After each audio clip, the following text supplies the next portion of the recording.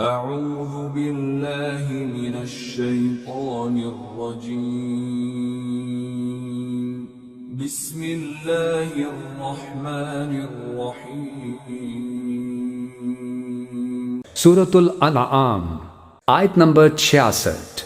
وَكَذَّبَ بِهِ قَوْمُكَ وَهُوَ الْحَقُّ قُلْ لَسْتُ عَلَيْكُمْ بِوَكِيلٍ. ترجمہ: اور اے پیغمبر، تمہاری قوم نے اس قرآن کو جھٹلایا ہے حالانکہ وہ بالکل حق ہے، تم کہہ دو کہ مجھ کو تمہاری ذمہ داری نہیں سونپی گئی ہے. تفسیر: یعنی میرا یہ کام نہیں ہے کہ جو کچھ تم نہیں دیکھ رہے ہو وہ زبردستی تمہیں دکھاؤں، اور جو کچھ تم نہیں سمجھ رہے ہو وہ بزور تمہاری سمجھ میں اتار دوں، اور میرا یہ کام بھی نہیں ہے کہ اگر تم نہ دیکھو اور نہ سمجھو تو تم پر عذاب نازل کر دوں. میرا کام صرف حق اور باطل کو ممیز کر کے تمہارے سامنے پیش کر دینا ہے. اب اگر تم نہیں مانتے تو جس برے انجام سے میں تمہیں ڈراتا ہوں وہ اپنے وقت پر خود تمہارے سامنے آ جائے گا. آیت نمبر 67. لِكُلِّ نَبَإٍ مُسْتَقَرٌّ وَسَوْفَ تَعْلَمُونَ. ترجمہ: ہر واقعے کا ایک وقت مقرر ہے اور جلد ہی تمہیں سب معلوم ہو جائے گا. تفسیر: لِكُلِّ نَبَأٌ مُسْتَقَرٌّ، ہر خبر، ہر بڑی بات کے لیے وقت معین ہے. فَسَوْفَ تَعْلَمُونَ، میں نہیں کہہ سکتا، جیسے کہ سورہ انبیاء میں فرمایا وَإِنْ أَدْرِيَ قَرِيبٌ أَمْ بَعِيدٌ مَا تُوعَدُونَ، میں یہ نہیں جانتا کہ جس کی تمہیں دھمکی دی جا رہی ہے وہ قریب آ چکا یا دور ہے. ٹائم ٹیبل اللہ کے علم میں ہے، لیکن یہ میں جانتا ہوں کہ اگر تمہاری روش یہی رہی تو عذاب آ کر رہے گا. بسوف تعلمون، اور ان قریب تمہیں معلوم ہو جائے گا. آیت نمبر 68. وَإِذَا رَأَيْتَ الَّذِينَ يَخُوضُونَ فِي آيَاتِنَا فَأَعْرِضْ عَنْهُمْ حَتَّى يَخُوضُوا فِي حَدِيثٍ غَيْرِهِ وَإِمَّا يُنْسِيَنَّكَ الشَّيْطَانُ فَلَا تَقْعُدْ بَعْدَ الذِّكْرَى مَعَ الْقَوْمِ الظَّالِمِينَ. ترجمہ: اور جب تم ان لوگوں کو دیکھو جو ہماری آیتوں کو برا بھلا کہنے میں لگے ہوئے ہیں تو ان سے اس وقت تک کے لیے الگ ہو جاؤ جب تک وہ کسی اور بات میں مشغول نہ ہو جائیں. اور اگر کبھی شیطان تمہیں یہ بات بھلا دے تو یاد آنے کے بعد ظالم لوگوں کے ساتھ نہ بیٹھو. تفسیر: اگر کبھی شیطان تمہیں بھلاوے میں ڈال دے، یعنی اگر کسی وقت ہماری یہ ہدایت تمہیں یاد نہ رہے اور تم بھولے سے ایسے لوگوں کی صحبت میں بیٹھے رہ جاؤ. آیت نمبر 69. وَمَا عَلَى الَّذِينَ يَتَّقُونَ مِنْ حِسَابِهِمْ مِنْ شَيْءٍ وَلَكِنْ ذِكْرَى لَعَلَّهُمْ يَتَّقُونَ. ترجمہ: ان کے کھاتے میں جو اعمال ہیں ان کی کوئی ذمہ داری پرہیزگاروں پر عائد نہیں ہوتی، البتہ نصیحت کر دینا ان کا کام ہے، شاید وہ بھی ایسی باتوں سے پرہیز کرنے لگیں. تفسیر: مطلب یہ ہے کہ جو لوگ خدا کی نافرمانی سے خود بچ کر کام کرتے ہیں ان پر نافرمانوں کے کسی عمل کی ذمہ داری نہیں ہے.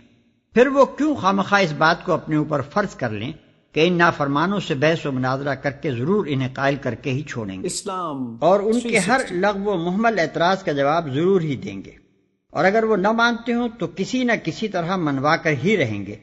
ان کا فرض بس اتنا ہے کہ جنہیں گمراہی میں بھٹکتے دیکھ رہے ہوں انہیں نصیحت کریں اور حق بات ان کے سامنے پیش کریں. پھر اگر وہ نہ مانیں اور جھگڑے اور بحث اور حجت بازیوں پر اتر آئیں تو اہل حق کا یہ کام نہیں ہے کہ ان کے ساتھ دماغی کشتیاں لڑنے میں اپنا وقت اور اپنی قوتیں ضائع کرتے پھریں. ضلالت پسند لوگوں کے بجائے انہیں اپنے وقت اور اپنی قوتوں کو ان لوگوں کی تعلیم و تربیت اور اصلاح و تلقین پر صرف کرنا چاہیے جو خود طالب حق ہوں. آیت نمبر 70. وَذَرِ الَّذِينَ اتَّخَذُوا دِينَهُمْ لَعِبًا وَلَهْوًا وَغَرَّتْهُمُ الْحَيَاةُ الدُّنْيَا وَذَكِّرْ بِهِ أَن تُبْسَلَ نَفْسٌ بِمَا كَسَبَتْ لَيْسَ لَهَا مِن دُونِ اللَّهِ وَلِيٌّ وَلَا شَفِيعٌ وَإِن تَعْدِلْ كُلَّ عَدْلٍ لَّا يُؤْخَذْ مِنْهَا أُولَئِكَ الَّذِينَ أُبْسِلُوا بِمَا كَسَبُوا لَهُمْ شَرَابٌ مِّنْ حَمِيمٍ وَعَذَابٌ أَلِيمٌ بِمَا كَانُوا يَكْفُرُونَ.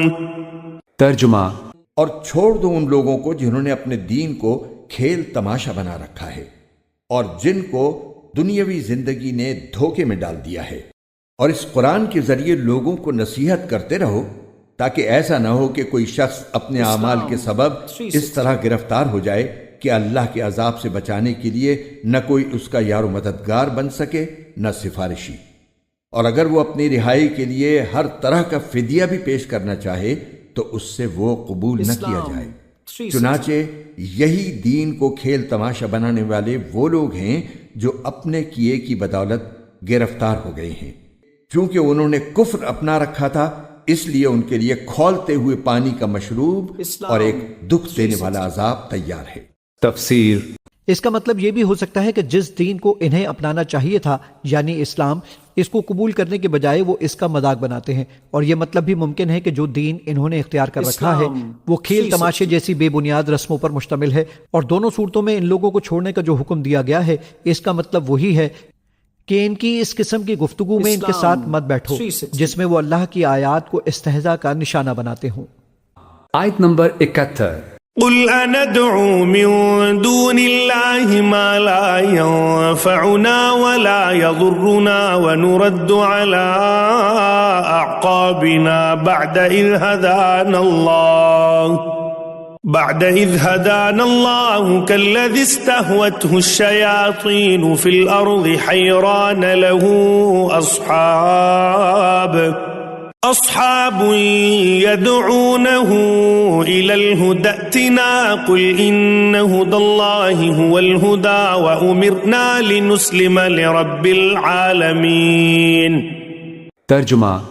اے پیغمبر، ان سے کہو کیا ہم اللہ کو چھوڑ کر ایسی چیزوں کو پکاریں جو ہمیں نہ کوئی فائدہ پہنچا سکتی ہیں نہ نقصان، اور جب اللہ ہمیں ہدایت دے چکا ہے تو کیا اس کے بعد بھی ہم الٹے پاؤں پھر جائیں اور اس شخص کی طرح ہو جائیں جسے شیطان بہکا کر صحرا میں لے گئے ہوں اور وہ حیرانی کے عالم میں بھٹکتا پھرتا ہو، اس کے کچھ ساتھی ہوں جو اسے ٹھیک راستے کی طرف بلا رہے ہوں کہ ہمارے پاس آ جاؤ؟ کہو کہ اللہ کی دی ہوئی ہدایت ہی صحیح معنی میں ہدایت ہے، اور ہمیں یہ حکم دیا گیا ہے کہ ہم رب العالمین کے آگے جھک جائیں۔ تفسیر۔ قل اندعو من دون اللہ ما لا ينفعنا ولا يضرنا، اے نبی ان سے کہیے کیا ہم پکاریں اللہ کو چھوڑ کر ان چیزوں کو جو نہ ہمیں نفع پہنچا سکتی ہے نہ نقصان۔ یہ بت کیا نفع پہنچائیں گے تمہیں، کیا نقصان پہنچائیں گے، خود اپنی حفاظت کر نہیں سکتے، اپنی مکھیاں اڑا نہیں سکتے، ان کو پکارتے ہو، ان کے سامنے سجدے کرتے ہو، ان کو متھے ٹیکتے ہو۔ خیر بت کی بات تو ہو گئی بہت ہی واضح، باقی بھی اس کائنات کے اندر کوئی کسی کے لیے نہ خیر کے پر قدرت رکھتا ہے نہ شر پر، الا باللہ۔ یہ یقین ہو جائے تب توحید مکمل ہوگی۔ قل اندعو من دون اللہ ما لا ينفعنا ولا يضرنا ونرد على اعقابنا، اور ہم جو ہے اپنی ایڑیوں کے بل لوٹا دیے جائیں بعد اذ ہدانا اللہ، جبکہ ہمیں تو اللہ نے ہدایت دے دی ہے۔ کالذی استہوته الشیاطین فی الارض حیران، کیا اس طرح کے آدمی ہم بن جائیں کہ جن کو شیاطین نے، جنوں نے کسی جنگل میں بیابان میں اس کی مت مار دی ہو، راستہ بھلا دیا ہو، اب اسے کچھ نظر نہیں آ رہا۔ لہو اصحاب یدعونہ الی الہدی ائتنا، ہیں اس کے ساتھی جو اس کو پکار رہے ہیں کہ آؤ ہماری طرف، ہدایت کی طرف آؤ، ہمارے پاس آؤ۔ قل ان ھدی اللہ ھو الھدی، یہ نقشہ کھینچ دیا گیا ہے جماعتی زندگی کی کتنی برکت ہے۔ آپ اکیلے ہو کہیں بھٹک گئے ہو تو پھر یہ کہ آپ کے لیے سیدھے راستے پر آنا بہت مشکل ہو۔ جماعتی زندگی ہے، ساتھی ہیں، جس کو کہا ہے سورہ توبہ میں کونوا مع الصادقین، معیت اختیار کرو، رہو ساتھ سچوں کے۔ کسی وقت ہوتا ہے انسان کو کوئی ایسی آزمائش پیش آ گئی ہے، ایک طرف حرام ہے لیکن یہ ہے کہ دباؤ کو بہت پڑ رہا ہے، گھر والوں کا پڑ رہا ہے، بچوں کا پڑ رہا ہے، راستہ غلط ہے، اس میں یہ ہے کہ ایسے وقت میں بسا اوقات پھر اگر رفقا ہیں، ساتھی ہیں، وہ پکارتے ہیں، ساتھ ہاتھ جو ہے آپ کا تھام کر آپ کو سہارا دیتے ہیں۔ قل ان ھدی اللہ ھو الھدی، یقیناً ہدایت کہہ دیجئے اللہ ہی کی ہدایت اصل ہدایت ہے۔ وَأُمِرْنَا لِنُسْلِمَ لِرَبِّ الْعَالَمِينَ، اور ہمیں تو حکم یہ ہوا ہے کہ ہم تمام جہانوں کے پروردگار کی تابعداری اختیار کریں اور فرمانبرداری اختیار کریں۔